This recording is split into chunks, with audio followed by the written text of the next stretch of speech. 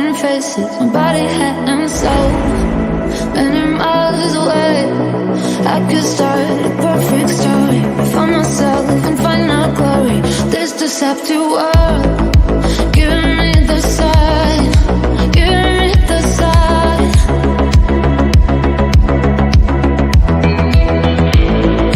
Giving me the sign, giving me the sign.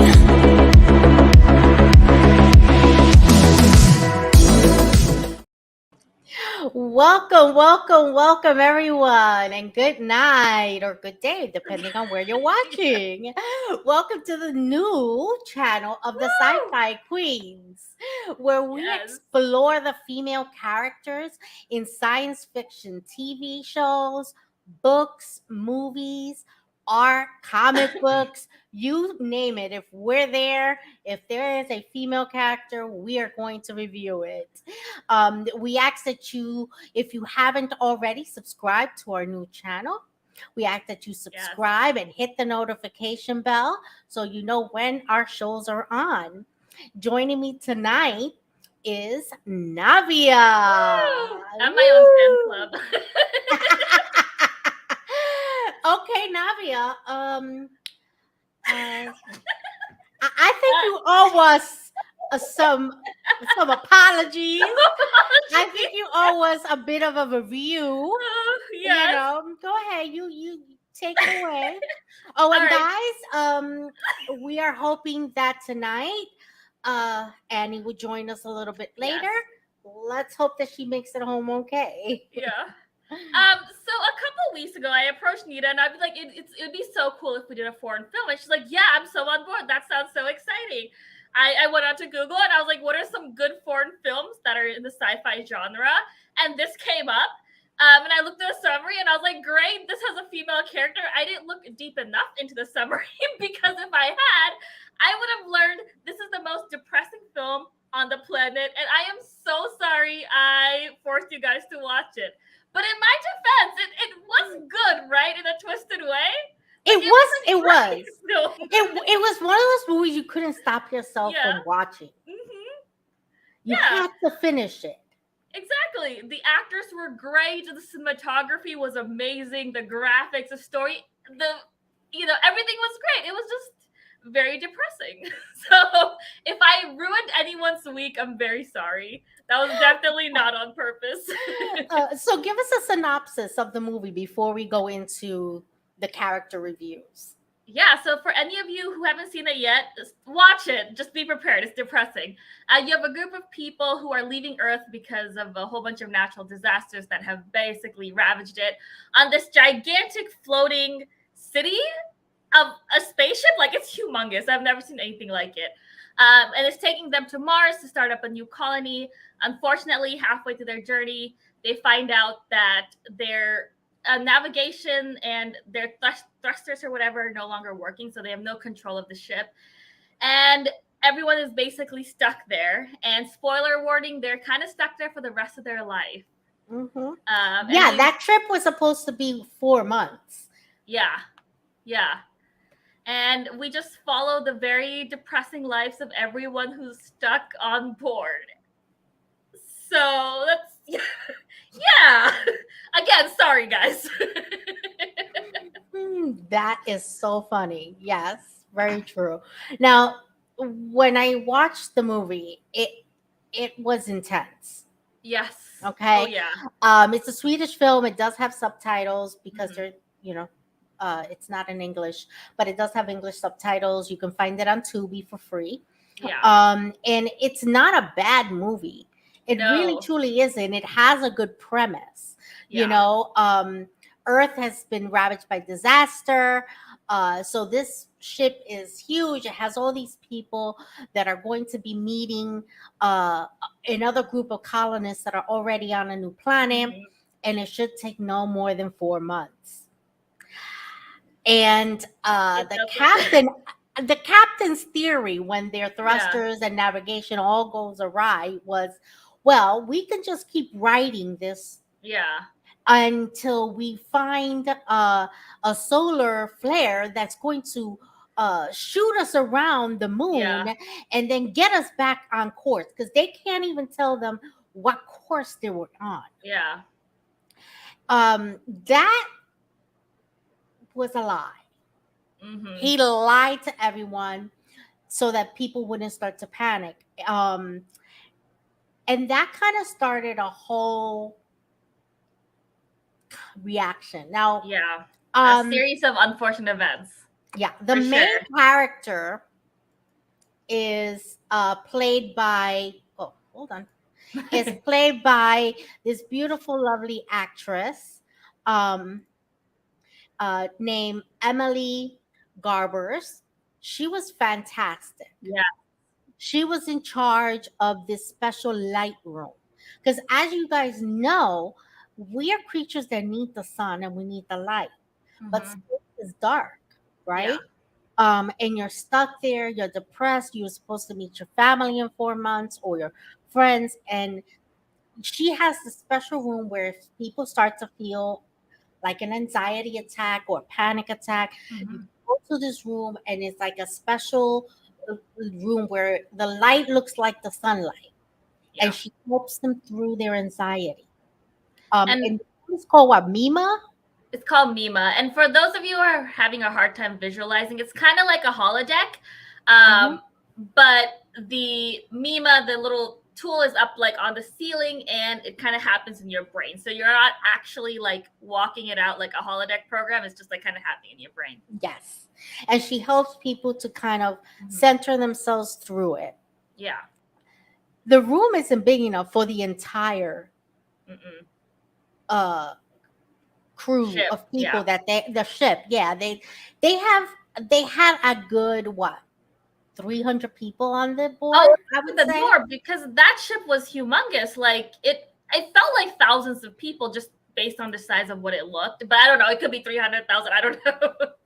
Yep. It was like a city, a self-sustaining city. Oh yeah, and of course, just like anything else, anarchy ensues when things go bad. Yeah.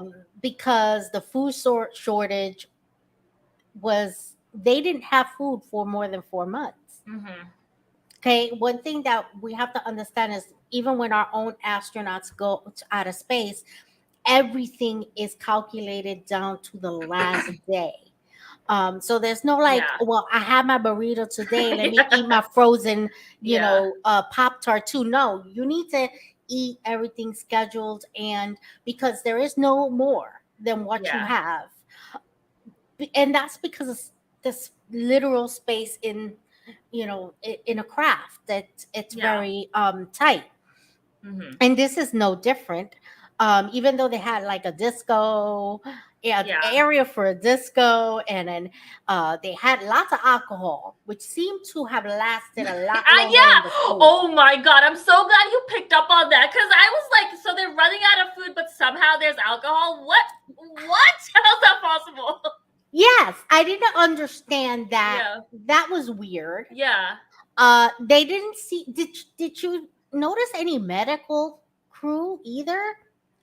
I felt like the main character, they call her MR. Like, it seems like every time there's a medical issue, MR would just be there. Yeah, that was it. It. But the thing was that her job wasn't like a nurse or a doctor, was really to manage Mima. That was it. The room called Mima. And there were rules. You had to take your shoes off, and you couldn't overcrowd the room. So if there was a certain amount of people in there, excuse me, and it got to the point where so many people needed to use it that there's a literal line forming, And the important thing about Mima is not only can you, like, your thoughts and visions also go into Mima. That's a very important part of the premise. Yes. Exactly. And that's supposed to help you calm down and center yourself. But then something happens and Mima breaks. Because it had too many negative thoughts. Like, basically people were feeding it really negative thoughts, and it no longer became like a space of relaxation, because Mima was only getting all the bad thoughts. So kind of like, you know how AI learns and like adapts. Mima also learned and adapt, and it figured out everyone was stressed and just having really bad thoughts, and Mima kind of picked up on that. And Emma, our main character, tried to tell the captain, like, we gotta cut this, like, we gotta shut this down, like, we gotta figure out what to do. Mima's gonna explode. No one ever listens to the main character. No, and you know what though? It's also a sign of the patriarchy, because the captain was a man, and here we have the this female who knew more than he did. Yet he was not having it. No. I mean, he was on the power trip. Like, he went from being an insignificant captain. I mean, I'm guessing there was a fleet of these ships, even though they never came to rescue him. I don't know where the other ones are, but I'm guessing there must have been a fleet. So he was probably an insignificant fleet captain to now being the dictator of this whole ship. He was on quite the power trip. Oh, absolutely. I mean, he would. There was one character here, this lovely lady, played by Anneli Martini. She was brilliant. Oh, I love her so much. Her character was brilliant. She knew that when the captain said that they were going to wait for the solar flare to swing them out, that it was all nonsense. Yeah. She knew that this was not going to happen. And she said it, and she laughed. Yeah. This is not, we're going to die here. She said, this is a floating sarcophagus. And she was right. She was right on point. And I love the fact that they brought this mature woman into this character. Because too often we see these standards of female characters in science fiction. And, you know, she breaks that mold. Yeah. And I loved it. And she was an amazing actress. And I have to say, all the actors were really good. Yeah. And I agree with Navya. The cinematography was fantastic. It truly, truly, truly was. Yeah. You know what I loved about her character? She very much models older women in current society. Like, we all have mothers and aunts who always warn us. They're always like, don't do this, don't date that man, don't eat this, don't do that. What do all of us do? What is the first thing you do? Oh, that's just my auntie being crazy. We do that. That's my mommy being crazy. Like, and you know, and she was like, you know what, listen to me. If not, I'm just gonna be sitting here and chilling. Yeah. And she was so calm, despite the fact that she knew that there's no rescue. There was later no rescue. She broke down, but at the beginning, she was like, oh yeah, there's no rescue, and just calmly went to sleep. Yeah. And let's talk about that. What happened to the people? Yeah. And what did you think about what was going on with the people? Because they went from a 4-month trip to it, and they gave you like a stipend. Okay, this is 10 years. Yeah. This is 24 years. Yeah. And talk about how you felt, how people's reaction to that. Yes. So basically this movie gave us glimpses like at like 1 year, 5 year, 10 year, 25, and then 5 million years into the future. Spoiler, they don't get off the ship. They all kind of, you know, pass away. They pass away. Yes, on the ship. And it was wild to see the transition between characters. MR, our main character, she probably had the better fate of the other people on the ship, because she made it pretty far.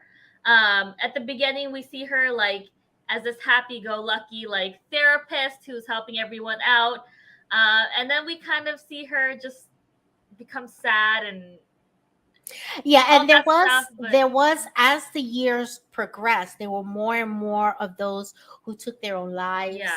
And that's something that's really real, like living in that kind of isolated darkness where there's no end in sight, no hope. After a while, they knew they were being lied to, that there was no hope, and there was less and less people on this ship, and it was becoming a problem. Because now this has become a generational ship. But nobody was taking care of the mental health of the community other than her, to the point where she became insubordinate to and got put into what they considered a prison, right? They locked her up for how many years? I think it's only one. I think she got It 1 year in there. Yeah, because people in the ship were just passing away so quickly due to just yeah. not being very happy. Mm-hmm. Yeah, But they couldn't continue yeah, that. yeah, it Mm-hmm. was very interesting to see because at the beginning of the movie, this ship was a thriving city. Like it's an allegory for a city. And then as the days go on, like there's no proper like infrastructure for people. People don't have like jobs really. They're given like assigned jobs that no one's really happy to do, and everything just deteriorates. Everything deteriorates. Mental health. The ship starts deteriorating. Yes. Like it was very beautiful at the beginning, and then you see people overdosing and trash everywhere. People just lying in the corridors. Yeah, it Yeah, was. and Yeah, what I found interesting was how quickly, um, you know, the captain and his crew was so separated from yeah. what was Mm-hmm. happening. Yeah, He was living the life. He always yeah. looked sharp. He always was well fed, but then everyone Mm-hmm. else was in suffering. And I think it's like a real telling to society, right? Yeah, How those in power have more privileges yeah. than the rest of the world, Mm-hmm. you Oh know? yeah, absolutely. hmm and like you and I were talking before the show, and you were mentioning, we were talking about the food shortage, right? Mm-hmm. Because they ended up having to just grow algae. Now, let Yeah, me explain something to Drew. I would not be eating algae. yeah. I mean, I that they didn't have a choice, You Nita. Like gotta it's be either real eat it. hungry. You gotta be think about it. You gotta be real hungry Yeah, to just like eat some algae soup or something. Like but somehow they were taking that algae and transforming it into something else, right? Like regular food. It wasn't like you were down the algae. I don't think they weren't yeah, very clear on that. it, It, yeah, but it's the future. Like you were yeah, saying about stasis Hy- pods, yeah, or hydroponic. hydroponics. Like they didn't have hydroponics. Like we have it now. Like why don't they have it then? I don't know. Exactly. Why Probably didn't because they? humankind is fickle. Like we forget stuff, so they probably Mhm. just forgot about hydroponics. But you know what? Also, Yeah, they probably didn't expect anything to true, happen to this ship. true. Yeah, They've done the trip before, right? yeah, Because there were people waiting for them on the other side, on this moon. So yeah. they done this before, and I think they got comfortable. Hmm. They got a little too comfy, Yeah. from my experience, to the point where um Yeah, they lost they navigation and didn't have yeah, backup of like what? How does that no happen? backup, Like no no thrusters, backup, no nothing, no like what? no How? emergency rations. By the way, Yeah. Oh who yeah. goes to outer space without emergency rations? But they had all the latest stores with all the latest stuff. All the clothes, the toys, it was like a mini Vegas. They had all Hmm that, but like no backup plan. Which is And such a yeah, perfect allegory for planet Earth. Like where we're out here spending yes, all of Earth's like yep. amazing gifts to us and without a backup plan. Now I'm depressed all over again. So now people are starting to have children. Some of them, Mhm. those who are not taking their own lives or Yeah. dying of old age, because they were older, an older Mhm. generation on there. Those were the first to pass, right? Mhm. Um, and these children now need to be educated, but Yeah. they're not teaching them the regular curriculum.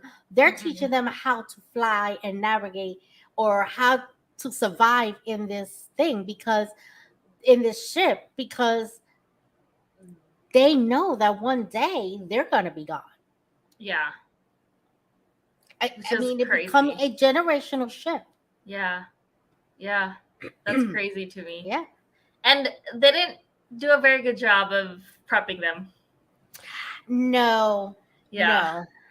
no, no. Then should we discuss the scene with the women and the? No, I think we can skip that, but we I can think say we do. yeah. I think that we Well, need to talk about something. It had well, become uh-huh. there were cults Yeah, we can being talk about that, but created. maybe we skip that one scene. But like, yeah, Yes, the cult, and there yes, was a one. I can talk about it with yeah, delicately. Let's talk about it yeah, delicately. Um, there's a cult around Mima. right? Because they and were this, desperate for Mima. And they were like, oh, bring the light and praying over it. And, they're seeing themselves dwindle in numbers. yeah, And this group of women get together and do some sort of very odd ceremony. And if you've seen uh uh certain, like, if you're into like cult movies, yeah, uh y- they do this very intimate, sexual kind of intimate ritual, and one of them gets pregnant yeah, and has a baby. And is this actress right here, yeah, Bianca Cruciero. And she did a wonderful job. She went from being this happy, um, intelligent woman hmm, to a woman who's so depressed, who yeah, barely can hold her child. yeah, It was um, just so sad. And she yeah, ends up taking her life and the life of her own child eventually, yeah, after a few years, because she just can't handle it. Um, it was pretty intense. yeah. If we go back to the cult really quickly, what I want to add is like the cult gets started 5 years into them being on that ship, and it only took 5 years for people to go, I don't know what to do with my life. We need to create some kind of god, and I find Yes, that fascinating. I found that very fascinating too. Yeah, I found that in times of desperation, I think yeah, that we can all kind of, we've all seen it. In times of yeah, desperation, we kind of cling to some kind of higher uh, hmm, um, being or deity or God. And I don't criticize that. If that yeah, brings you comfort, that's great. But yeah, I find it really interesting that they kind of created their own. yeah, They and didn't go to a traditional God yeah, that we all know of, any religion that we know. mm-mm, They literally created a religion and a God, all or- surrounded by the Mima. yeah, and it's funny because none of them knew Mima for more than maybe a couple of weeks, because Mima basically just got destroyed within like the first couple of weeks. But and Hmm. people like built nice little like goodbye like a mural wall for her and everything, or for, I'm not sure what gender Mima is, but for Mima, Exactly. Me I don't neither. know. I keep thinking her, but like I don't think that's accurate. But yeah, they did all that, and it was 5 years later. They're like, Mima is a god. Like we need to believe in Mima. Like we need to pray to Mima. And I was like, how fascinating that that's the one they turned to. Yes, exactly. And one thing that I find interesting is that the women are the one holding up the fort here.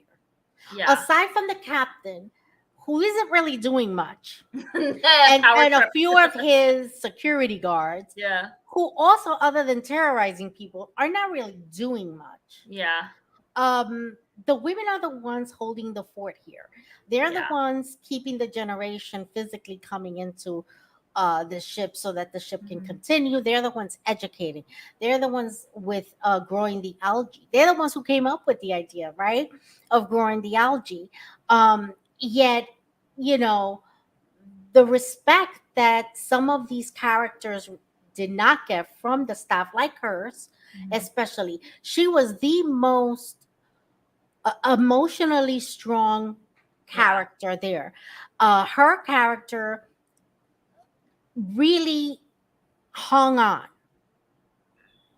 She mhm, hung on. She became involved with this character, yeah, and they were raising that child together, and yeah, even finding them after she had taken her life and the life of her child. She still hung in there, and she yeah, still worked hard, and she wanted to expand Mima. She wanted to do things for the people. hmm. She even used their disco, because they had like a disco on Yeah, which board. worked after like 10 years still. So, Yeah, and there was priorities, alcohol, but no food other than nothing else, algae. nothing I else. really got issues with that. Algae, really? That's as bad as kale. Maybe, No. oh, you know how you make beer from wheat? Maybe they made a special alcohol from algae. Oh, can you imagine? Girl, I don't know. I don't know. That's my one question. How is there still alcohol but no food? Yes, because one of the characters got really like seriously Yeah. drunk where she had to be dragged away, right? Yes. Yeah. So it had to be pretty strong proof. Yeah. You know, you could do that, but you can't grow potato. Yeah. Like I have a problem with that. Right. Potato, you know, Yeah. that did not make sense. But Right. leave it to the world to make sure there's alcohol, Yes. free Exactly. flowing alcohol. And let me Yeah. tell you, I have nothing against alcohol, but if it's between food and alcohol or Yeah, you survival need that and food. alcohol, I'm sorry, survival, food, those are the things that Right. matter. You know, maybe some vodka to clean out a wound or something. You know, Algae vodka. algae. No, Yeah. no. But what did you think about the relationship between Emmar and Isabel? I think that's her name is Isabel, not Isabel, which I thought was weird. Yes, right. But wait, no, it might be a Swedish name, so I'm not being offensive, but we're not used to that version of the name, so it's not. Exactly, weird, it's beautiful different. though. I like it. I like it. It's very different for us. Yeah. Because it's not common here.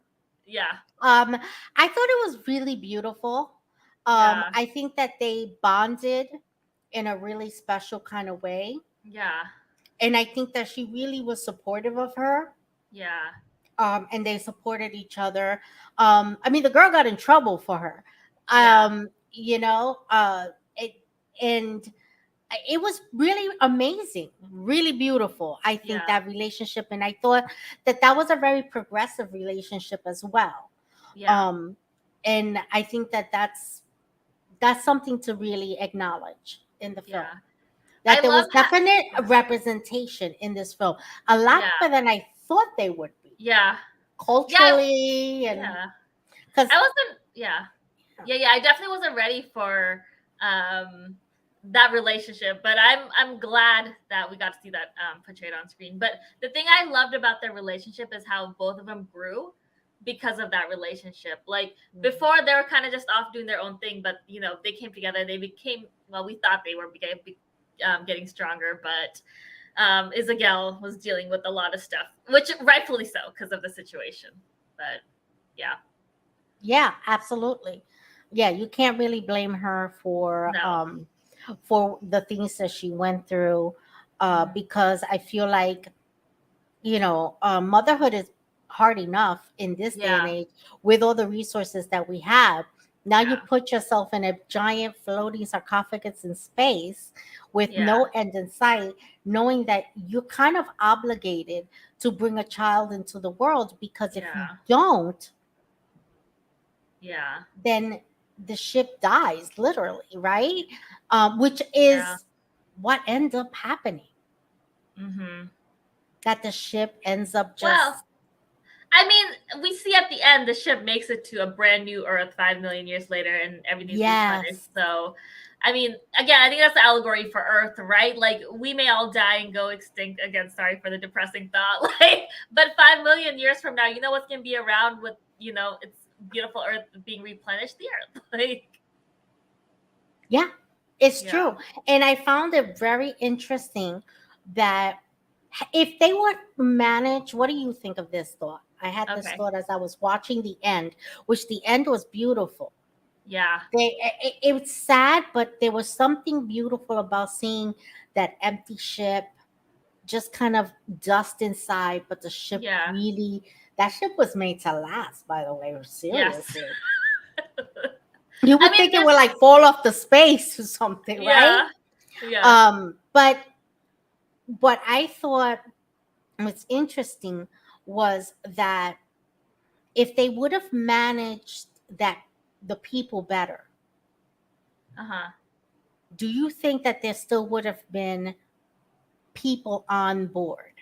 No, I mean, like we mentioned before, it's an accidental generational ship. It was never meant to be. So they didn't really have a plan in place for replenishing population or like food or really anything. So I think even under the best circumstance, let's say everyone did get along and they were able to like fix up the ship, maybe produce some babies, there were enough people that could replenish the population fast enough. Okay. I was wondering, Would that be something that could have been done if they would have just gotten it together? Got down to business and started making babies. Like, well, no, but manage everything Yes, better. yeah. Because not Yeah. just make babies, but you got to educate them, and you got Yeah. to give them jobs, and you got to keep people happy and positive, Yeah. and you know, Yeah. and Yeah. and communicating with one another, because they couldn't even communicate with anyone. Yeah. You know, I we're mean, used to yeah. science fiction where there are other ships in space. Oh, There really isn't. If you're in outer space, you are on your own. that's the thing that really pissed me off. How does this society just have one floating ship and absolutely nothing else that can be like a rescue? Like there's not even like a small well, in Star Trek they have like shuttle pods that are like small spaceships. Like they don't have a shuttle pod or like Yeah, how do you escape if like something goes on? That was the yeah. arrogance and the hubris of humanity. I think that Yeah. that Yes. was probably um a kind of a Allegory, bit is of a that what you tip, mean? an allegory of Yeah. the hubris of humanity. Look, we Right. built the best. Yeah. We'll get there. We've done it before. We'll be fine. We don't need escape pods. Oh We yeah. are fine. Yeah. But had they had escape pods, they would have returned back to Earth, and you know, something else would have been done. But they Yeah. didn't even have that. Yes, and I understand like we're like talking about a subject that's not the point of the movie. The point of the movie is talking about Earth and how like we're ruining Earth and blah blah blah. But like these small details piss me off so much. Like, Yes. why not have a shuttle pod? Why is there no rescue beacon? Why did communications have to be turned off for the ship to like move? Like, oh, I can't. They didn't even have like a anything to like shoot out back to Earth and go, Yeah. you know, rescue us. We're in Help, trouble. right. Nothing. I don't even know if they had like weapons on board. Like, what if like is there nothing in space that could have attacked them? Like, these are small things that don't really matter at the end of the day. Exactly, because I guess if you have all those things, you don't have Yeah. the movie. Yeah. But Yeah, exactly. But yeah. but it's kind of weird. Yeah. Oh, but Nita, what did you think of that random like pod that did end up coming into the ship that they thought had the fuel? What did you think about that? I didn't understand that. Okay. That confused me because there was no people in that pod. No. Where was that pod going? It was unmanned. Yeah. Was it going to the planet that they were supposed to? Did that also get thrown out of its navigation? Or like, Yeah. where did this thing out of the blue come from? And it didn't even have the fuel they needed. Yeah, they couldn't even get it open. So what is this material made out of that they couldn't even open it? Like it was like it's a fully metal. Okay, so this pod is gigantic, probably the size of like a bus, like it's pretty big. Yeah. And they tried like opening it, they tried like lasering it, they tried they tried everything they had, and they couldn't open this thing. And so this pod is randomly just floating in space, and they can't open it. Like, are there pods in space now? Yeah. I don't. Well, probably. I but think like, someone from the International Space Station needs to come on our show and tell us if there are random things floating in space. That's the question we have. Do y'all have pods floating in space? Well, I mean, we do know there's space junk like just floating around, but probably not a pod that beautiful. But you know what I think that pod represented? False hope. Yes. Because, you know, like right now, this is sad to say, but like we know the earth is like dying, and there are false people, like there are false promises about how like maybe we can reverse. I mean, I don't know if that's a false promise, but like we don't know. But I think you're right. Yeah. I think that it represented the false hope. Yeah. Because everyone got excited. Yeah. Everyone's mood elevated. You could see it in their face. They went from that permanent to, and it was this excitement. Yeah, let's get this done. We're gonna, and they were practicing. They were doing simulations so that when they got close enough that they can grab it. Yeah. What for? All that work for no good reason because I couldn't even open this stupid thing. I'm But so mad. who knew that was gonna fail? Yeah, her. My girl right there. Yeah, she called it within like the first 10 minutes. She's like, "Yeah, we're not gonna be able to open that." And the captain like hit her. Yeah, he absolutely did. And I think that that's kind of telling right there. His control was so absolute. There Yeah, was no one to that you couldn't exactly vote someone else in yeah. because you have to have a certain skill set to be I mean, captain, it's a right? dictatorship. Let's, no I dictators mean, really give it up was their spot. definitely a dictatorship. There was no room for anything. Yeah, And I think that that was really telling of, of how sometimes government works, where it's yeah, like, whether you elect them or not, there's no room for anybody, we're gonna do what we're gonna do, and yeah. that's that. Exactly. It's like, whoa, wait a Yeah, minute, you wasn't elected with that one yeah, in mind. What's up with that? And I think that yeah, that was, and that she knew from the very beginning that this was the end. yeah. And do you remember in the beginning her conversation with the lead character, and she Uh-huh. goes, "Oh wow, you were married for 40 years?" Uh-huh. You know, and she was like, "Wow, I didn't even know people could live that long." Like, Yeah. are people just dropping dead? Like, I don't know, girl. I was a I little don't know. annoyed that I didn't get a backstory on that one. Yes. Like, give me something. Like, I'm so what? I'm so scared of the future after this movie. I thought, we're both really big Star Trek fans. Star Trek has this uh like this idea that the future will be good. Like we just have to get through all the bad Utopia. stuff. Yeah, we'll reach a utopia eventually. First, we're gonna have all this bad stuff. Not this movie. This movie's like, you guys effed up. It's game over. There's no like way to restart this game or improve this game. Like it's over. Sorry. Yeah, absolutely. And it was but it was a realistic situation, because I think know, about Nina. it. I know. If I know. if we had to leave this planet and we found a way of being able to live in another one of our planets in our solar systems, we would be that hubris and not have shuttle pods and have more alcohol than food and not have emergency rations. And Yeah. again, not one medical doctor that I see on board Yeah. this ship. Yeah, which You're is gonna tell me crazy. that you're gonna have people for 4 months in a Yeah. ship and you're not gonna have a medical doctor? That just to me is weird. Yeah. I don't know. Man, this movie Yeah. made me so depressed. Mm-mm-mm. Yeah, we could all blame Navia. Yeah, I'll take the blame. Yes, yes. Yeah, I was just going along for the ride. Nina will now double check all my recommendations before she approves them. No, not at all. All right. So, before we go to the comments, we're gonna remind everyone, because we are on a new channel, Yes. that you subscribe and like and share so that we can grow. It really will help our channel to grow if you subscribe. So Navia, what do we got going on in the comments? Oh, and hit that like button. You guys have Hit the like button.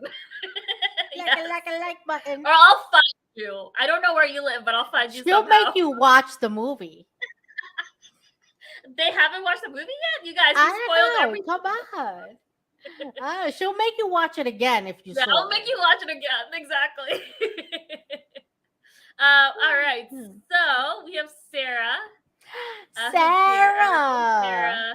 I think this was kind of a review, not 100% a review, but a kind of a review. But we spoiled it for you either way. So, but I hope you still watch it because it's good. It's just super. It's actually not a bad movie. We're not saying Yeah. it's bad. It just has some very telling storylines. Yes, exactly. And then Sarah again says, well, I'm sure they have to go through the stages of grief considering their own impending doom. Absolutely. Yeah. Absolutely. That is And a lot good of point. times what happens when you're going through the stages of grief, people go through the stages of grief. They don't go through them in order necessarily. Yeah. But a lot of times people get stuck in one particular stage for a Yeah. very long time. And that's what I was seeing. I absolutely agree with Sarah. Yeah. You see all the emotions in this movie. Apparently Nita reminded UFO about our show, so thank you, Nita. Yes, and this is a movie that has like a holodeck kind of thing, and it's Yeah, it's emotional stuff. Mima, which is Yeah. kind of like where they go to get the sun. Exactly. But you should have watched the movie recently because we told you to. I'm disappointed that you haven't. And then we have Sarah again that says maybe the captain needs to play a role of putting on a good show and acting like everything is okay. Yeah. I think that was 100% it. Yeah, definitely. Then we have it's a concentrated version of our society's. Yeah, Sarah. Yes, it is. Yes, Sarah, It you're right. absolutely is. Yes. It's very depressing, but you're right. And then maybe they were drinking the fuel. Oh. Ooh. I don't remember how it was. It was. No, because I don't think they were using fuel. Well, I guess they must have for like the electricity and everything. They didn't have navigation or control, so I don't think they were using fuel. Yeah. They're just kind of floating. That was the problem. Yeah, that was creepy. Yeah. Hey, Jace, how are you? Commander Jace, welcome. And then Sarah says, manage the resources and procreate. Exactly. That's what they were doing. No, that's what they weren't doing. They should have done that better. Well, they were procreating. They weren't managing their resources. They weren't procreating enough either. This should be the tagline of the movie. Manage the resources and procreate. I love it.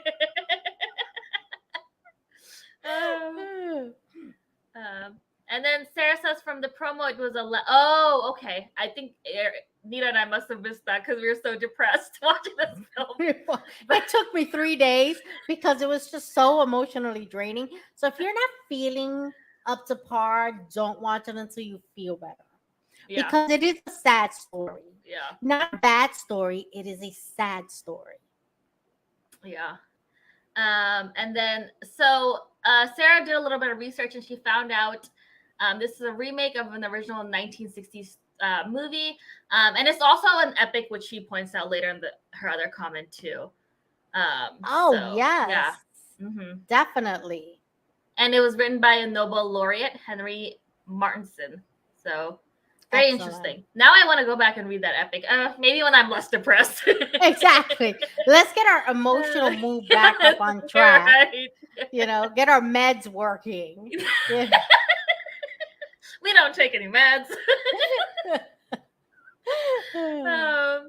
And then Sarah says, seems like this is a retrospective on consumerism. I 100% agree. Mm-hmm. I think you're spot on right there. And United says, I watched 100%. I think you're lying, but we'll No, he did. You see some of the comments that he makes? I think he did watch it. I think United did watch it because he kind of knows the premise. I don't know. I believe him. I believe United. I don't. Liar. Straight up liar. I back you up, United. I got you. And then we have a new person. Hello, Biffer. Welcome. Okay, and they said Aniara was great. Did you know they filmed that in an abandoned mall? No, wow. No, thank you for sharing that. Yes, and it was a good movie. It was definitely just sad, but it was a good movie, and the actresses were so phenomenal. Yeah. I don't know them. I think they probably are like famous Swedish actresses. Yeah. First time I've come across them, but I actually will look up, see what other films they've done because they're very good. But it makes sense it's an abandoned mall because while watching it, I was like, this is such an amazing set. I wonder how much it took to build it, but it was an abandoned mall. Makes so much more sense because it was such a pretty makes sense. Absolutely. That is a fantastic little tidbit of information. I hope you subscribe and come back. Yes. Thank you for that info. Thank you. And I think that's all our comments for the time being. All right. So now we're going to move on to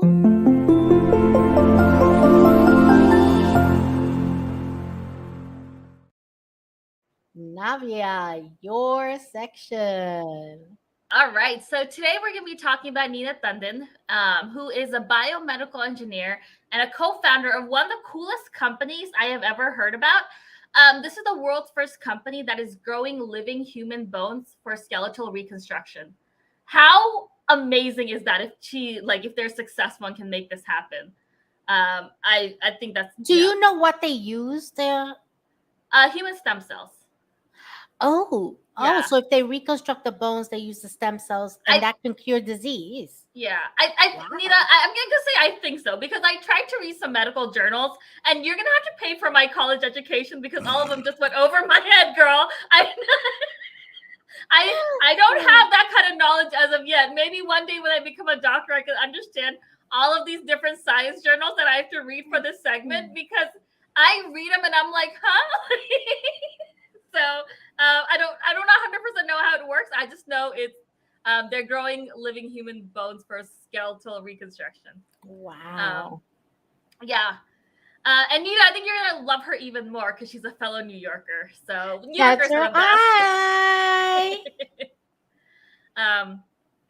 Okay, so Nina, she realized that she was interested in science at a very early age because her siblings were actually diagnosed with a rare eye conditions.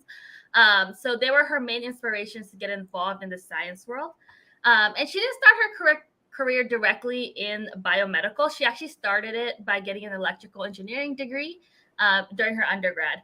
And this woman is absolutely amazing. And I'm about to read off a million of her accomplishments because she really has a ton. But during her undergrad, she actually built an electronic musical instrument which played through the human body's electromagnetic waves, which is crazy. I didn't know that was a thing. But apparently she was able to do that. And then she got a Fulbright scholarship to a university in Italy. And here she did an even cooler thing. She worked on developing a tool called Libra Nose, which analyzed patients' breathing samples to determine the feasibility of a non-invasive cancer smelling device. So apparently this device could smell people's cancer. They tried to see if this was a feasible tool. And you guys, I tried to do more research on this tool to see if it ever came on the market. Once again, way above my pay grade. I did not understand a thing. But so sorry, I have no update for you there. But still seems like very cool research. And just in case you guys are like, oh, she hasn't done that much with her life, she then went on to MIT and got a master's degree in electrical engineering.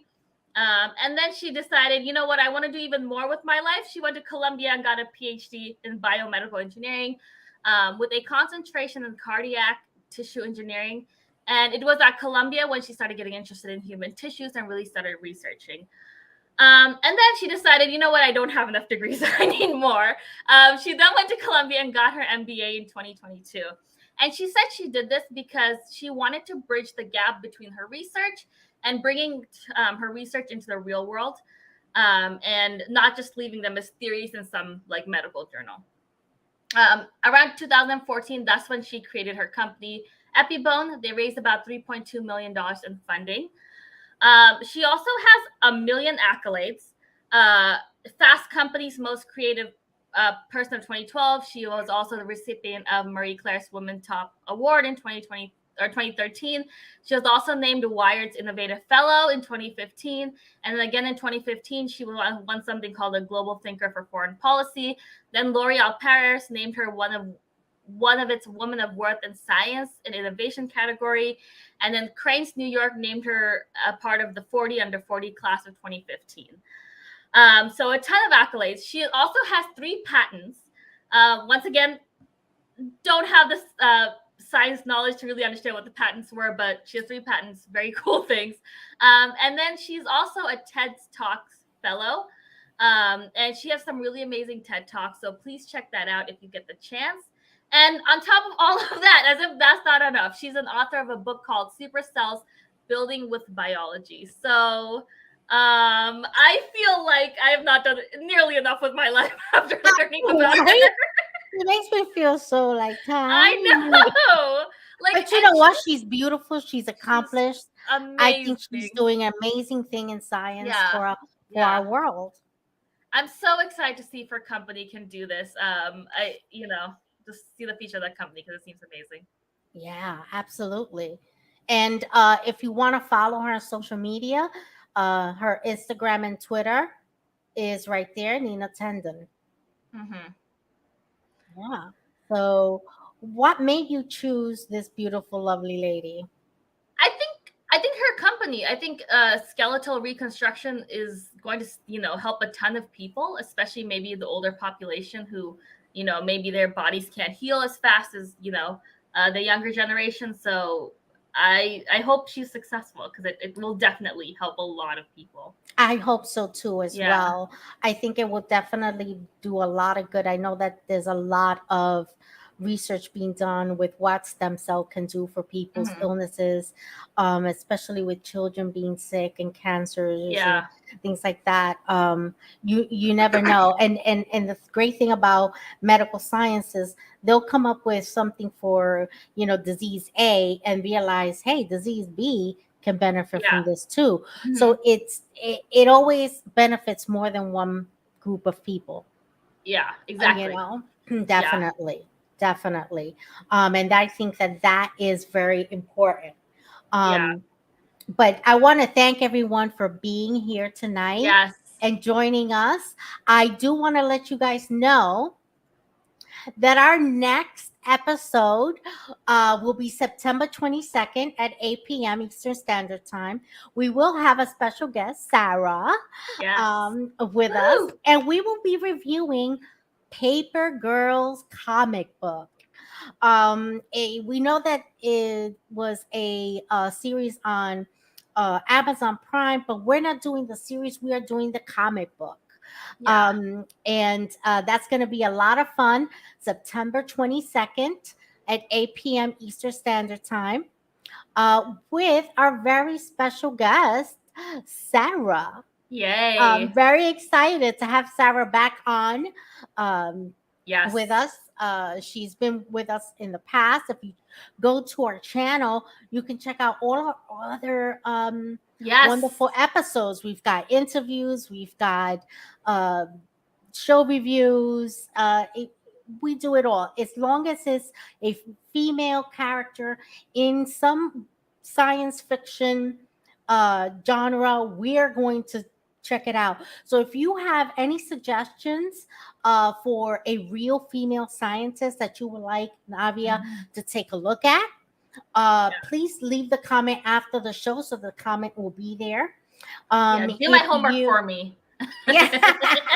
Unfortunately, our third queen, Annie, was not able to join us. She does do a book review that she will be doing for us. So if you have a science fiction book review that you would like her to take a look at, also leave that in the comment sections. We do pay attention to them. We do respond to our comment section. If there is a particular area in science fiction that you think we should take a look at, also let us know. Not a problem. If it falls in line with our show with female characters, we are definitely going to take a look at that for sure. But thank you so much for being here tonight. Yes, thanks everyone. All righty. And you guys have a Bye. great night. Don't forget to like, subscribe, and share our new channel so that you can get notified when new videos come up. Thank you for watching our show.